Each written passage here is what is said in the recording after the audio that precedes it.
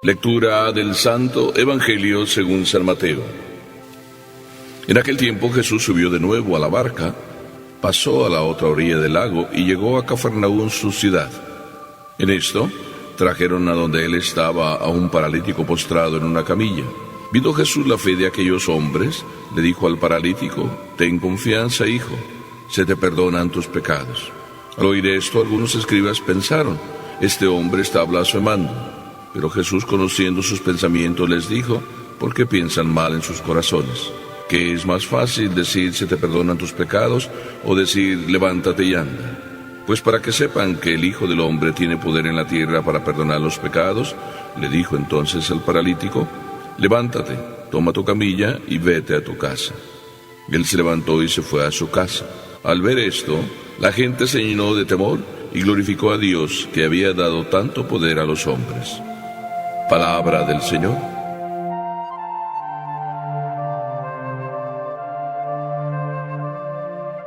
Leyendo este Evangelio, me acordé de esa experiencia que muchos de ustedes quieren buscar, esa experiencia de las misas así llamadas de sanación. Toda misa es una misa de sanación, pero en fin, como hay algunos que le dan especial privilegio a algunas misas de sanación, quizá porque el padre es de esos que algunos llaman ese padre es muy carismático, y piensan que por eso la misa entonces es especial de sanación. Siempre es verdad que algunas misas, en algunas solemnidades, pues son especiales. Por eso pienso que sí, está bien que haya misas de sanación. Pero lo que me sorprendió fue un día que una señora en una misa de esas de sanación que yo celebré, se venía acercando a través de la fila. Yo ni siquiera le tomé importancia. Y así es de que a los 2 o 3 días vino ella y me dijo: «Padre, usted me sanó». Yo dije para mis adentros: «Gracias a ti, Señor», pero también para mis afueras le dije a esa persona: «Mire, ¿sabe qué? Yo sé que el Señor a través de mí puede sanar, a través de lo que yo hago, a través de lo que yo digo, a través de la unción que yo pueda poner, pero en realidad yo no soy más que el Señor cura. El que de verdad cura es el Señor. Así es que vamos a darle gracias usted y yo a Papá Dios, porque aprovechándose de esta misa de sanación, Dios le curó». Usted sabe que muchos vienen aquí a Juditas y los soban y los soban y los soban y están esperando que Juditas los cure, pero en realidad tampoco Juditas cura, porque es simplemente un santo que intercede por nosotros. No es él que cura ni el Señor cura, sino el que cura es de verdad el Señor. Y así lo vemos en este pasaje. Es Mateo el que nos narra ese hermosísimo milagro de aquel hombre paralítico que lo llevaban en una camilla. San Mateo simplemente dice que Jesús cruzó el mar y, yendo en la barca, se pasó a la otra orilla del mar y se fue a Cafarnaún, la tierra de Pedro, la tierra que oyó y vio los milagros de Jesús. Cafarnaún.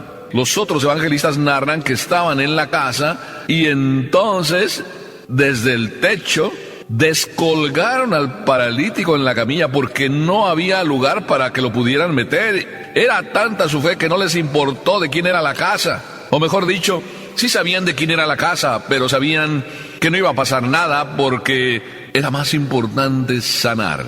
Aquello fue una maravilla. Jesús estaba ahí y empezaron a mirar que mientras hablaba del techo se caía polvo, o se caía, no sé, algún trozo de material, y empezaron a descolgar a aquel paralítico. Eso ya era la demostración de la grande fe que este paralítico tenía. Recordemos que Jesús había estado predicando y si atravesó el mar para volver a su ciudad, era para descansar. ¿Y qué descansar? Ahí se encontró con que el paralítico le salió al encuentro y la otra mucha multitud de gente que le seguía a través de la ribera, porque Jesús arrastraba multitudes. Ya había robado los corazones de las multitudes. Así es Jesús. Él es el que de verdad cura. Y no solo cura de las parálisis físicas. La verdad es que a Jesús le interesan otras parálisis. Paralíticos hay de muchas clases. Desde este, que quién sabe cuántos años estaría como paralítico, tanto que lo llevaban en la camilla, como otros paralíticos que andan en muletas, no sé cómo andarían en aquel tiempo, supongo que algo parecido. Hay paralíticos de muchas clases. Estos paralíticos que simplemente, sí, físicamente tienen un handicap, tienen una minusvalía, bueno, pues de estos paralíticos abundan constantemente en este mundo. Pero para mí estas no son las parálisis más importantes. Las parálisis más importantes que Jesús también viene a curarnos son esas parálisis de la mente, del corazón. ¿Cuántos de nosotros a lo mejor ya tenemos el cerebro paralizado? Y digo paralizado porque hay muchas cosas que nos estorban y no nos dejan pensar. Nos estorban apegos, afanes del mundo, locuras, problemas que hemos vivido en nuestra juventud, abusos que han sucedido en nuestras vidas. Y esos rencores que no nos dejan ni siquiera pensar porque nos someten, nos esclavizan la mente. Hay cantidad de juicios, cantidad de pensamientos, cantidad de lecturas, yo digo cantidad de telarañas que se nos han metido en la cabeza que no nos dejan ni siquiera pensar. Ay, de esas parálisis hay muchas, y de esas parálisis también Jesús viene a curarnos. Pero para mí hay una parálisis más importante, y Jesús mete el dedo en la llaga. Porque cuando le dice al paralítico, tus pecados te son perdonados, ten confianza, hijo, viendo la grande fe de él, sí, del paralítico, ánimo, hijo, tus pecados están perdonados. Jesús pone el dedo sobre la llaga, sobre las verdaderas parálisis, las que paralizan otras muchas cosas, las parálisis del alma. Cuando tú te has apartado de Dios, cuando tú eso has engañado a Dios o lo vives engañando todos los días, cuando tu sinceridad, tu autenticidad de vida están puestas en tela de juicio. Ah, hijo mío, ten cuidado, esas son las parálisis que verdaderamente nos frenan. Por eso el Señor nos dice muchas veces, cuando tú quieres orar y te das cuenta que tienes algo contra tu hermano, es mejor que vayas y le pidas perdón antes de venir a orar. Porque los odios, los rencores y muchas cosas más, la incapacidad que tenemos para perdonar muchas veces, nos frenan. Y no solo nos frenan, sino que nos imposibilitan para hacer cualquier cosa. Esto es lo que verdaderamente Jesús viene a curar. Sí, cura las enfermedades físicas, pero sobre todo viene a curar las enfermedades del corazón, del alma, esas que tú y yo muchas veces no damos importancia. Por eso, porque cura de verdad y solo Papá Dios es el que cura, entonces, por eso, te vuelvo a repetir que no me digas que yo soy el que te curé, o andes diciendo que te curó el Padrecito, o no sé qué santo, o no sé qué brujo. Pero al arrastrar Jesús tantas multitudes, empezó a ser una molestia constante para los fariseos. No olvidemos que los fariseos y los maestros de aquel tiempo arrastraban a la gente por su cultura, por su conocimiento, porque algunos de ellos eran verdaderamente ejemplares. Por muchas cosas podrían ellos arrastrar a la gente.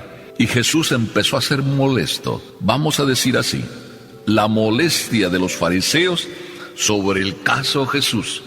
Y digo la molestia porque de verdad lo seguían también ellos, pero muchos de ellos no lo seguían porque de verdad les entusiasmaba lo que él decía, sino porque veían que él estaba entusiasmando a los que eran seguidores de ellos. Diríamos en términos muy nuestros, Jesús les estaba robando la chamba. Por tanto, la molestia de los fariseos no es el trabajo de Jesús.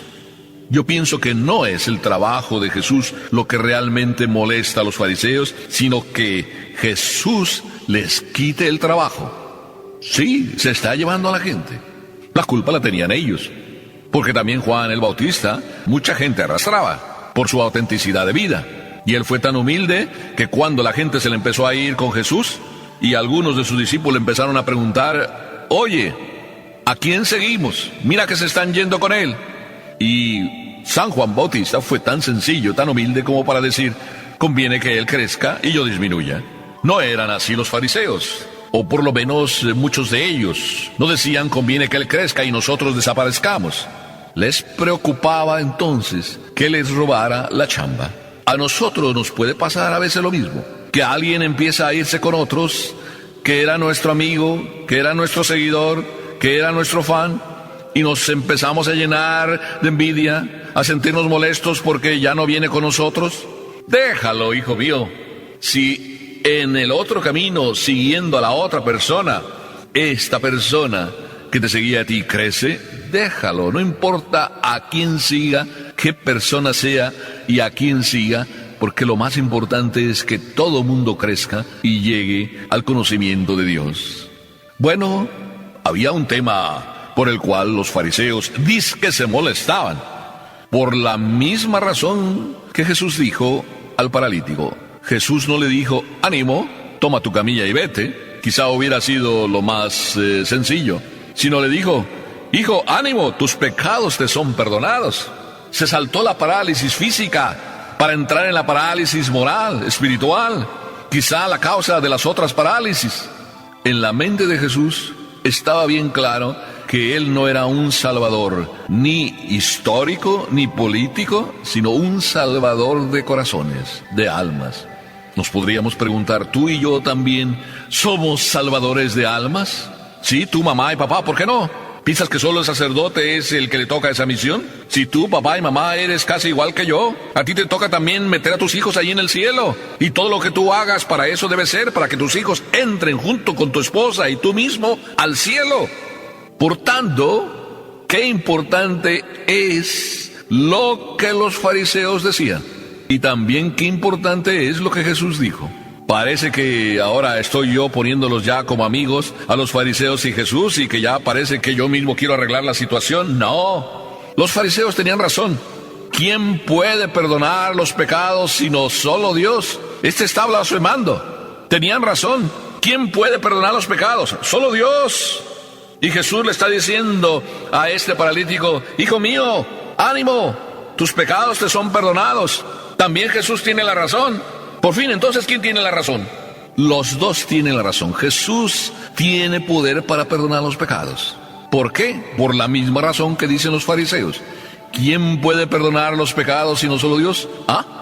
Ahí está la cuestión. Jesús, lo sabemos tú y yo. Por eso acudimos a Él. Él es el único que nos perdona los pecados. Él es el único que nos puede curar. Él me curó, decía un señor después de la confesión y después de muchos años sin confesarse. Él fue el que me curó, el Señor.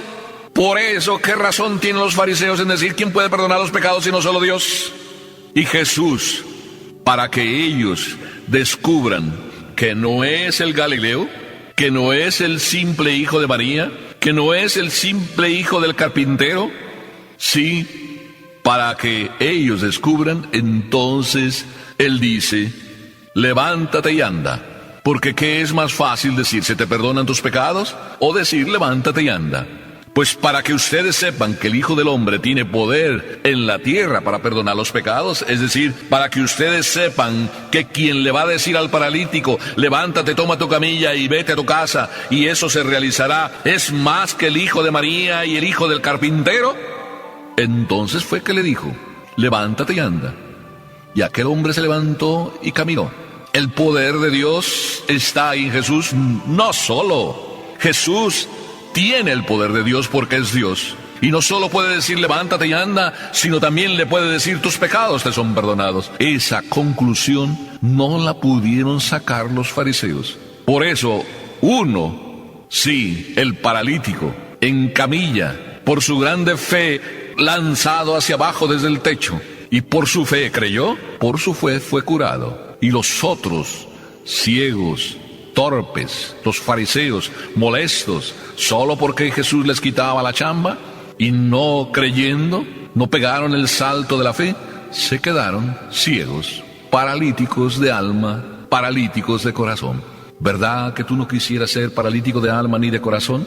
Te invito hoy a que no me digas, Padre, usted me curó, sino que más bien digas, el Señor me curó, me quitó todas mis parálisis, mi alma se siente libre, levántate y anda. Sí, eso es lo que escuché, y me levanté y caminé, y hoy sigo caminando, gracias a Dios. Amén.